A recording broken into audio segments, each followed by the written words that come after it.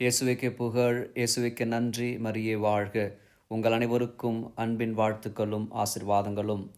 கடவுள் நம்மை இருளின் அதிகாரத்திலிருந்து மீட்டு, தன் அன்பார்ந்த மகனின் மீட்பின் ஒளியின் மக்களாக உட்படுத்தியுள்ளார். எனவே நம்முடைய பழக்க வழக்கங்கள், எண்ணங்கள், அணுகுமுறைகள் எதிர்மறை சார்ந்து இல்லாமல் அறிவார்ந்த, அன்பார்ந்த, ஆவியின் அபிஷேகம் நிறைந்த நேர்மறை சிந்தனைகளாக இருக்க அழைக்கப்படுகின்றோம்.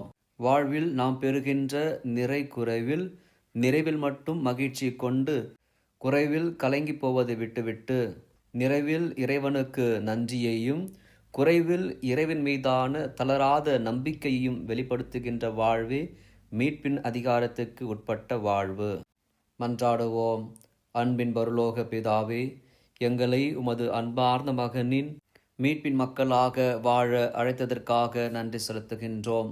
எந்த சூழல் மாறினாலும் மீண்டும் இருளின் பிள்ளைகளாக வாழாமல் எப்பொழுதும் ஒளியின் மக்களாகவே வாழ வரம் தாரும் கிருபை புரியும்.